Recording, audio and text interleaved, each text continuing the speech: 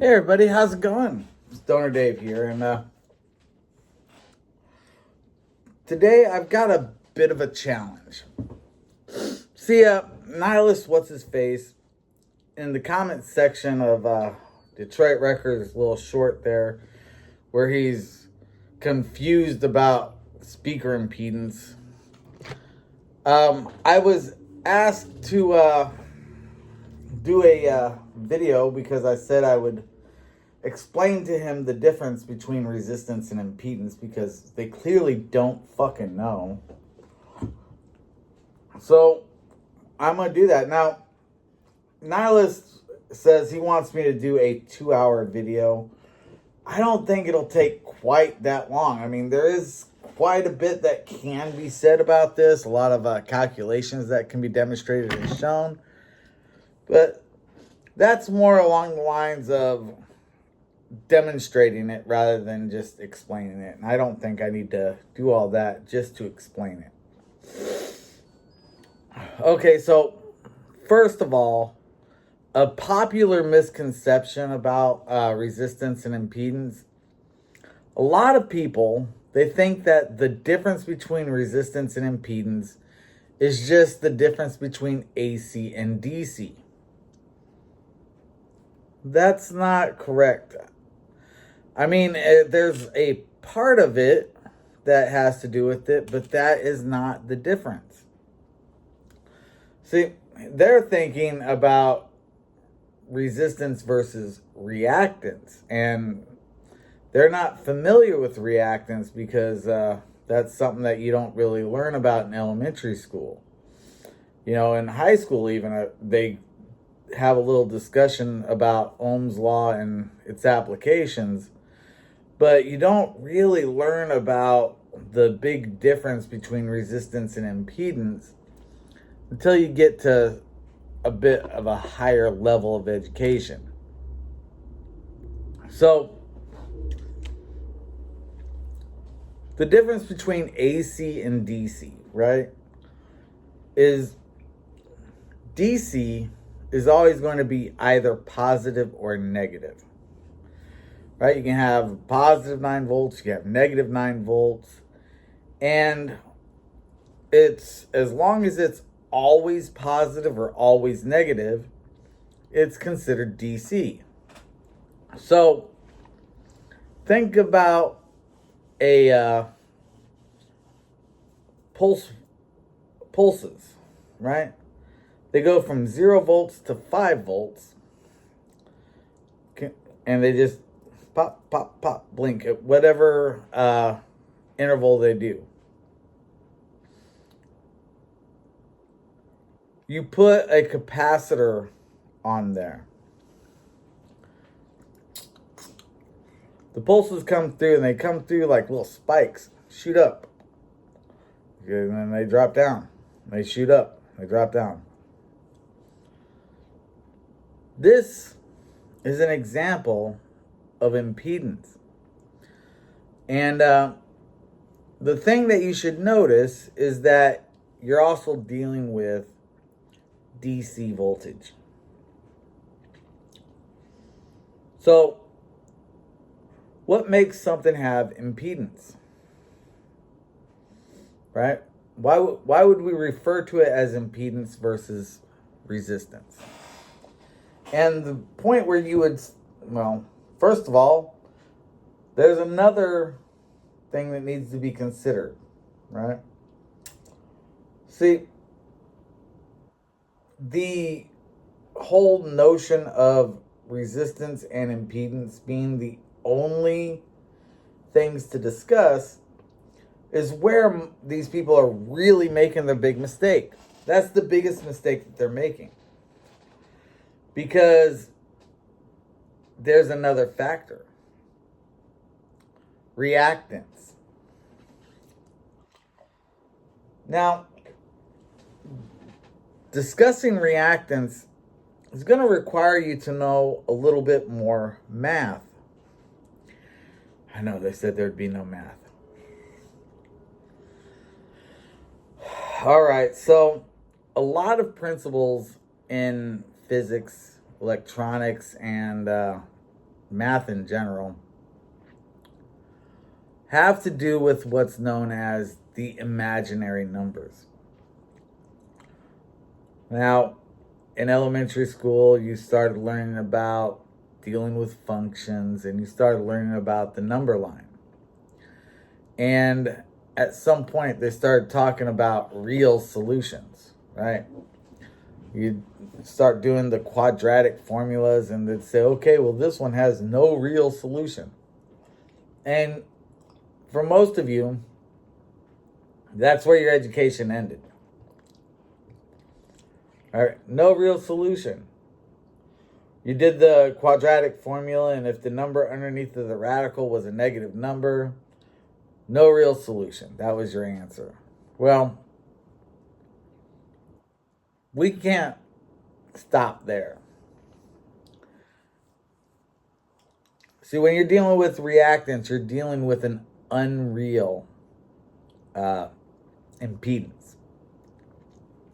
Resistance is a real impedance.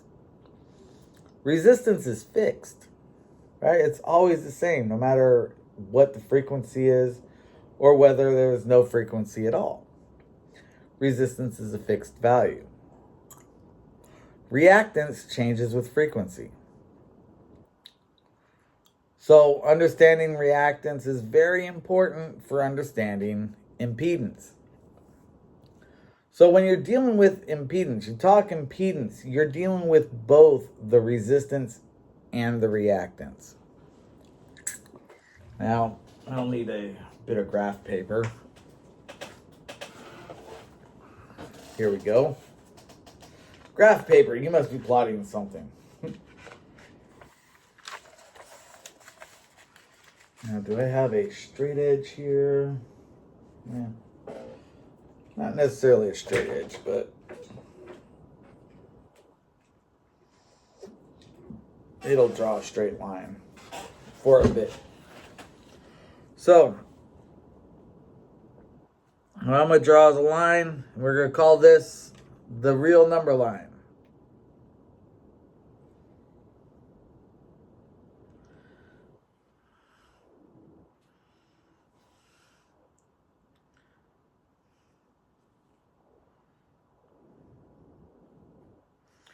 All right, let's see if you can see this. There you go. This line right here represents the real number line. It goes off in both directions infinitely far. That's resistance. Resistance falls along the real number line. Now, there's no negative resistance, so we can just go ahead and in that right there, and we call this 0. Right there, that's the end of the line, 0. All these are the positive numbers, right? You following me? You understand where I'm going with this? All right, that's great. There's no such thing as negative resistance. Cool. Reactance, on the other hand, is not real, but it's not fake either.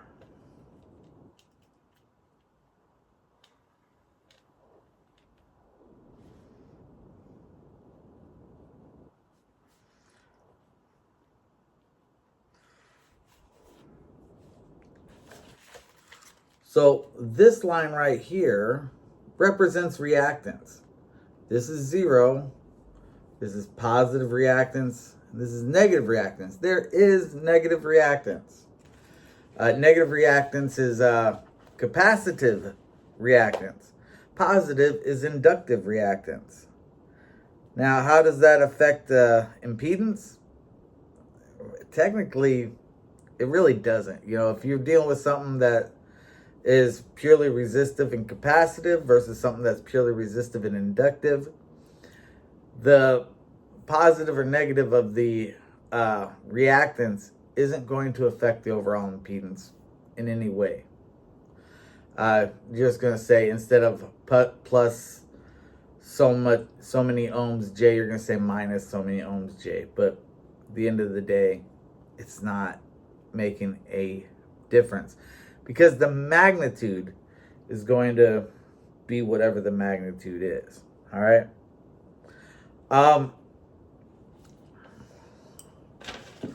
This is very similar to this, right? You probably can't see that very well. It's printout.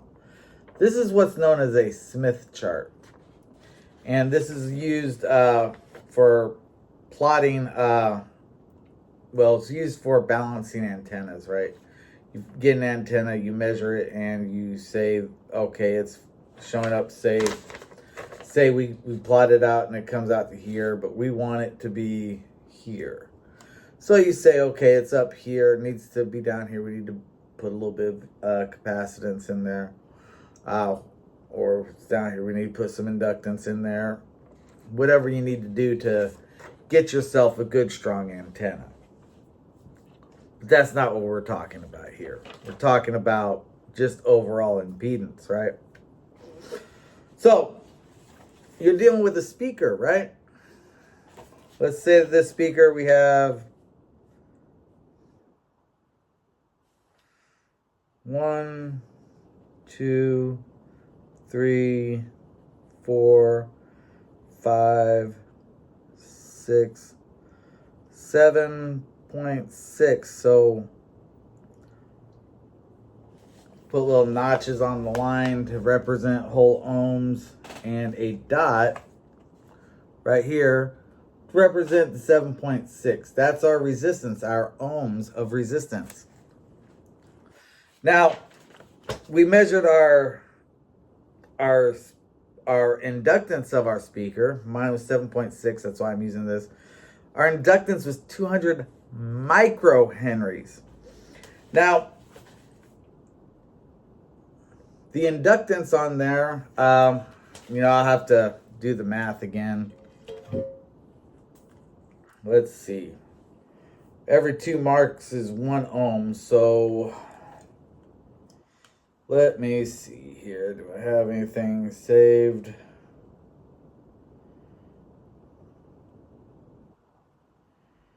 Let's see.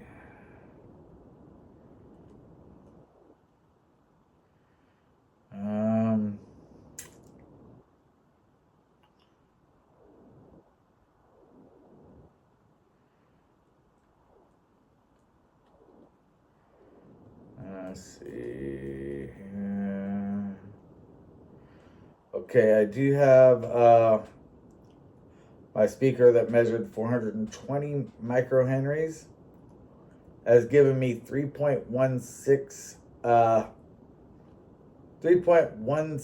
ohms at 420 or at 1200 hertz. So let's use that, the high frequency one, since and we go 1, 2, 3.16. It's gonna be about right there. All right, put a big dot. You can see it right about here. So the magnitude of this is going to be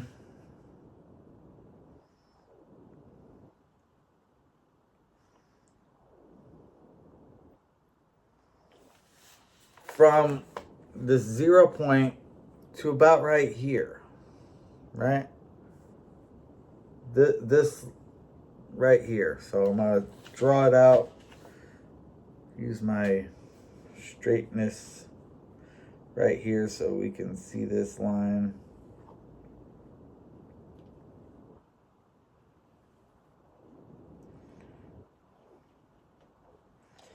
Sorry, it's got a bump in it.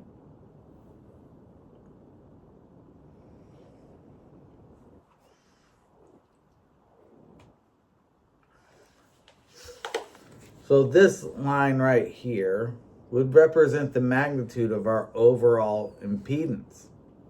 So the difference between resistance and impedance isn't that it's AC or DC, right? that has nothing to do with it.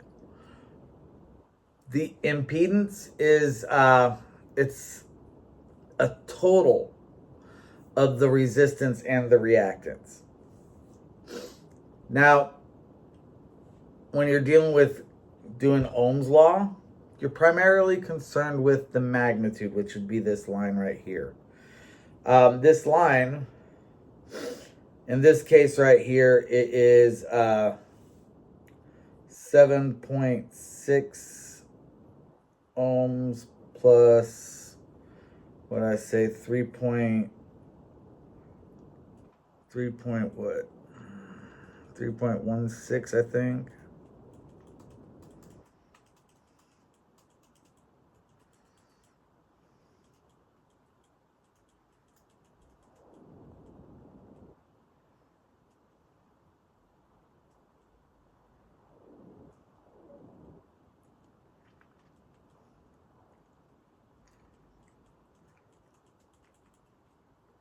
Yeah, 3.16, and there's a little J on there to show us that it's not, that's the reactance, right?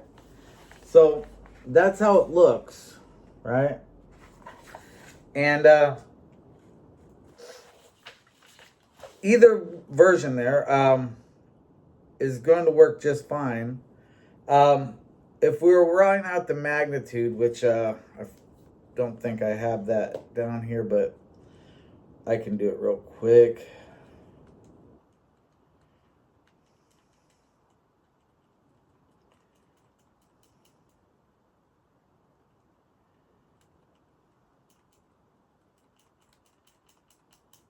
Bear with me here.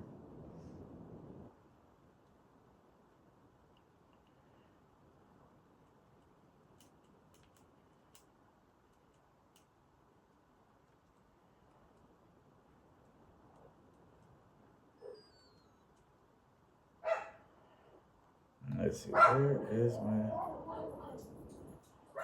3.16? 1.6, 3.16, there it is. So, works out to about 8.23 ohms. So, the other way to write this out would be, of course, writing it out as the magnitude with a phase shift. So, let me go ahead and calculate that for you here. I've got the magnitude already, 8.23.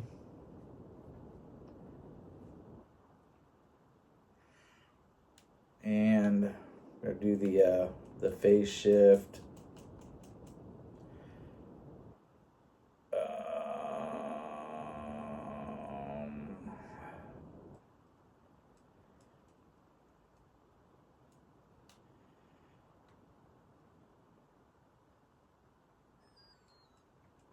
Which is tangent, inverse tangent. So tangent of 7.6, 8.16.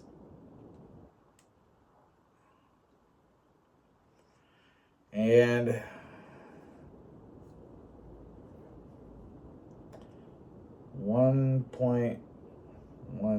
.18, and that is going to be radians. If you want it in degrees, we would go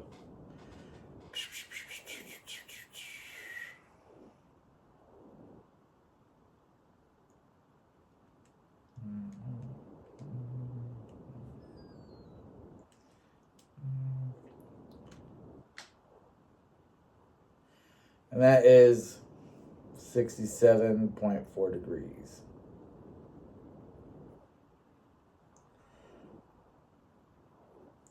And that's it, right?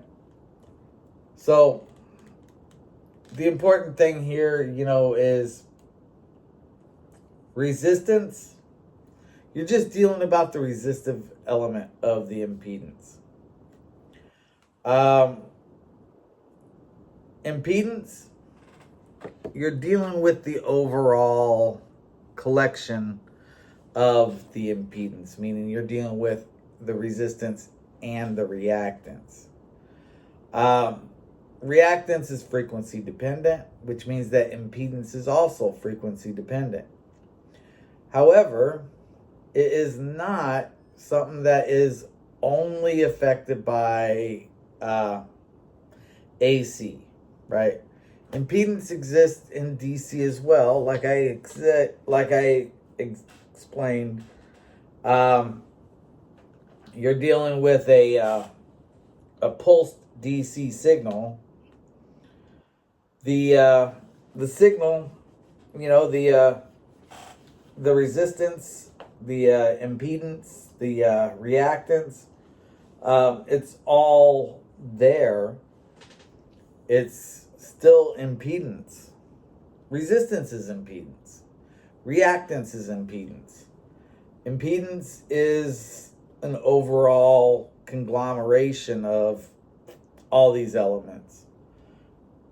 Now, the discussion was when you're dealing with a speaker and you measure a speaker and you measure it and it's 7.2 ohms or 7.6 ohms or whatever you're measuring.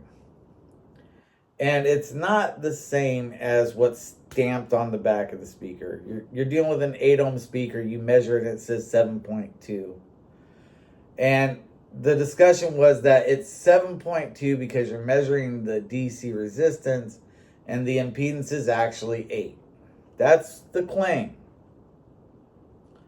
And the fact is that no, that is not what's going on.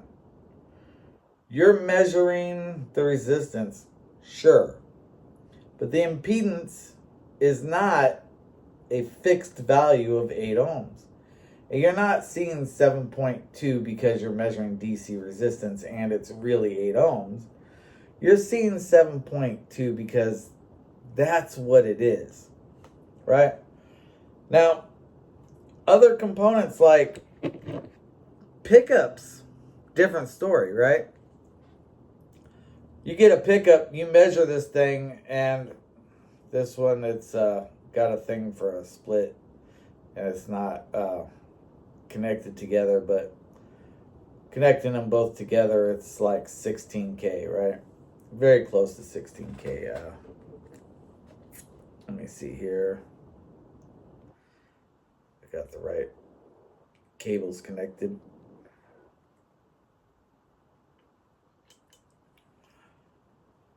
$14.3.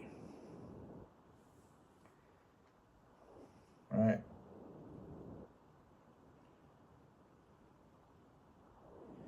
Yeah, 14.3, 14.4. Very close there, right? That's the DC resistance, right? Now, why is this different than a speaker, right? Well, this is different than a speaker because when I go over and I look at its inductance,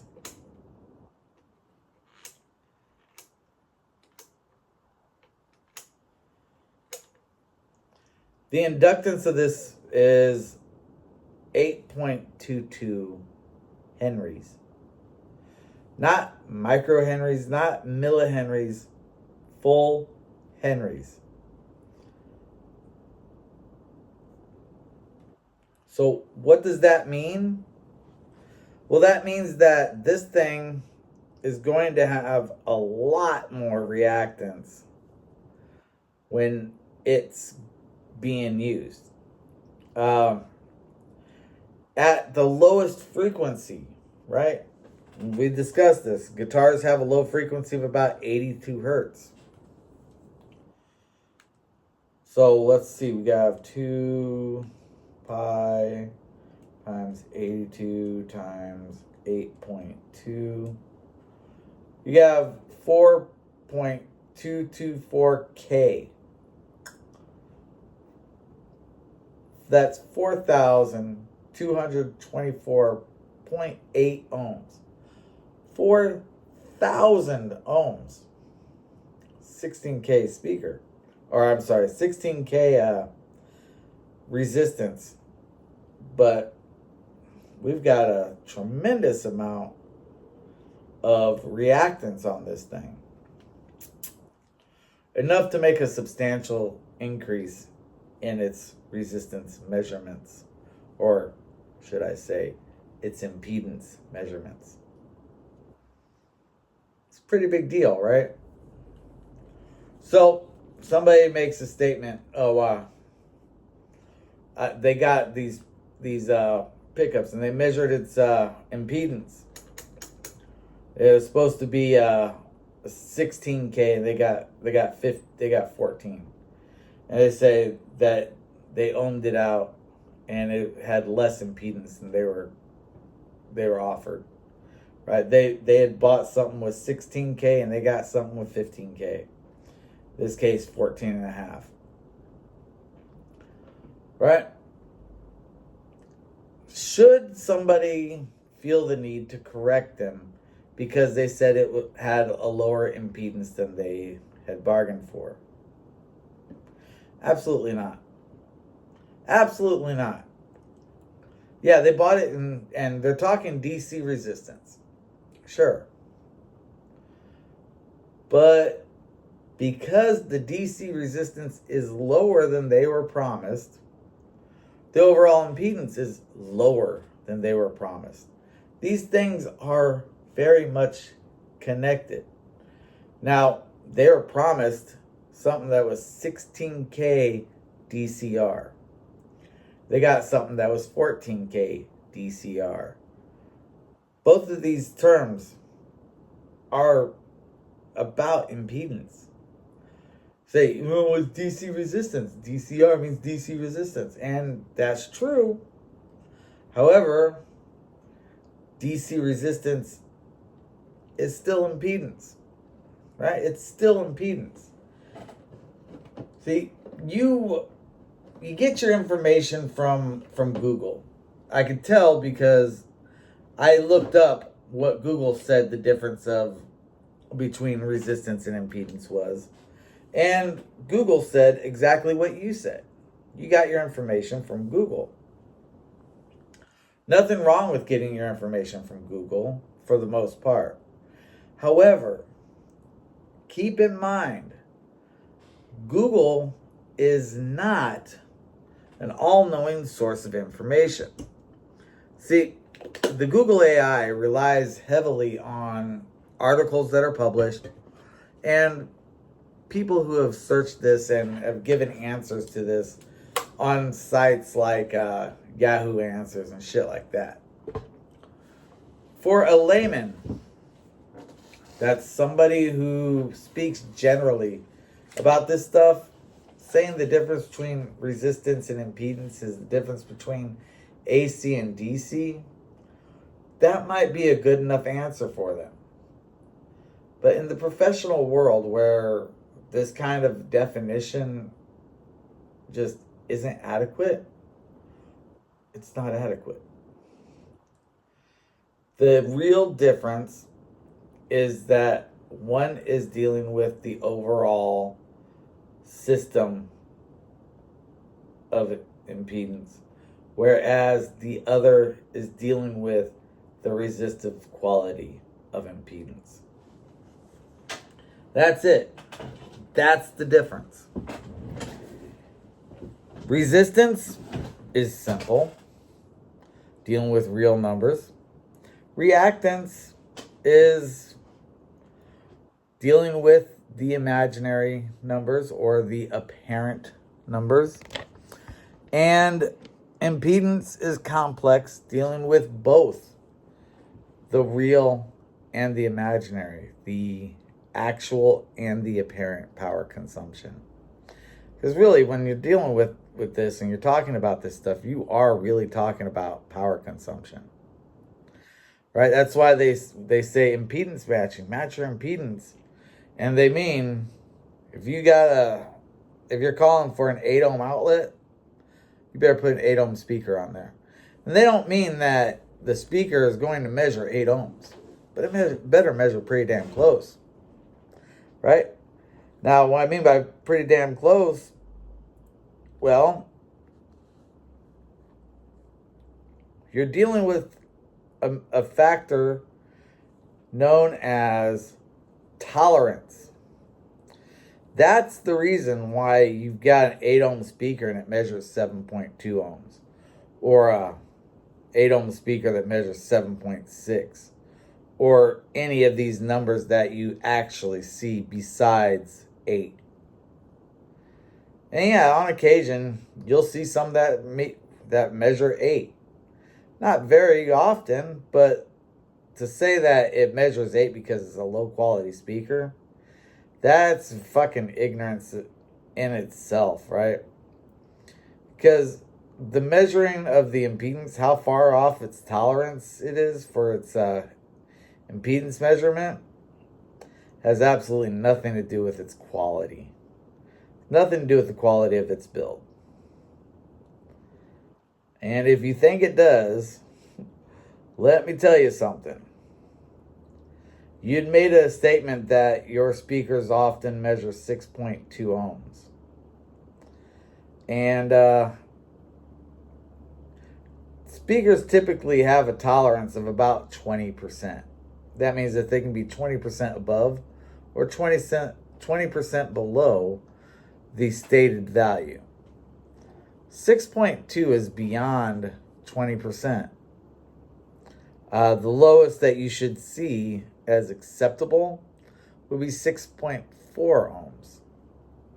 6.2, well, that's a bit outside of the 20% range.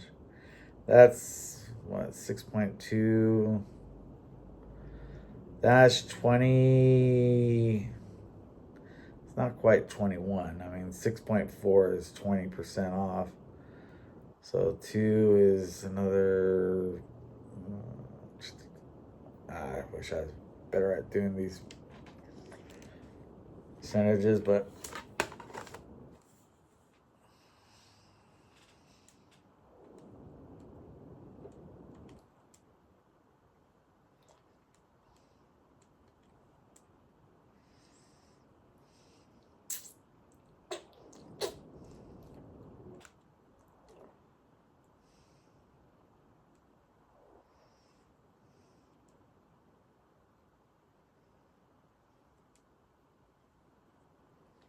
no, I'm doing it wrong.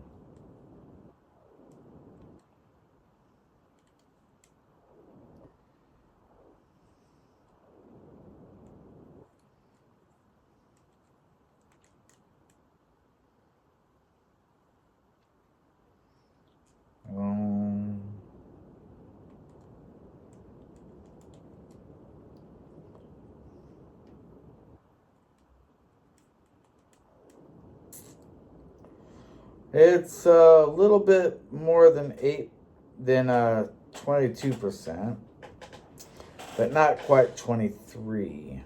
So let's see.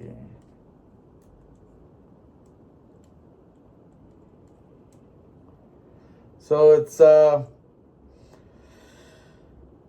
was gonna guess that, but I guess I was right. It's 22.5% tolerance. We'll get you a 6.2 ohm. So you're off by